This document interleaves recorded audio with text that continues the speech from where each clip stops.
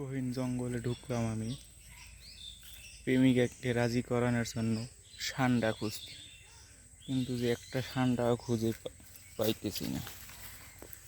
ষান্ডা খুঁজে যদি না পাই, গার্লফ্রেন্ড তো রাজি হবে না।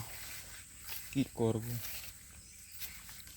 এখানে ষান্ডা দেখা যায় প্রচুর পরিমাণ, কিন্তু যে ষান্ডা এখন পাচ্ছি না। যখন আমি খুঁজতে এলাম, ষান্ডার খুব প্রয়োজন। ঝোপঝাপের মধ্যে কোনো ধরনের ষান্ডা নেই। তারপরে আমি হাল ছাড়ার লোক না, ষান্ডা খুঁজেই যাব। যতদিন পর্যন্ত ষান্ডা না পাই, ততদিন এই গহীন জঙ্গলেই থেকে যাবে। ষান্ডা আমাকে খুঁজে বের করতেই হবে। ষান্ডা না পাওয়া পর্যন্ত গার্লফ্রেন্ডের কাছে যাওয়া যাবে না।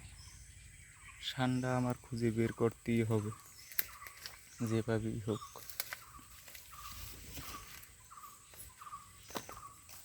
এখানে একটা ষান্ডার গর্ত দেখা যাইতেছে, কিন্তু ষান্ডা নাই।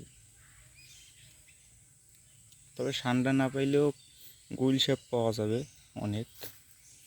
তবে প্রেমিকাকে গুইল সাপ ধইরা নিয়ে ষান্ডা বুঝিয়ে চালিয়ে দিতে হবে। আজকের ভিডিও এই পর্যন্ত।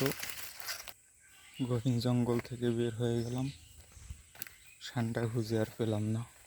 তবে অন্য একদিন আবার ষান্ডা খুঁজতে আসবো। ষান্ডা আমার পেতেই হবে।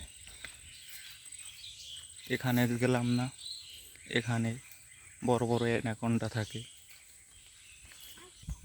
তবে ষান্ডা খুঁজতে খুঁজতে আমি জঙ্গলের মধ্যে একটি আড়মোষ পেলাম।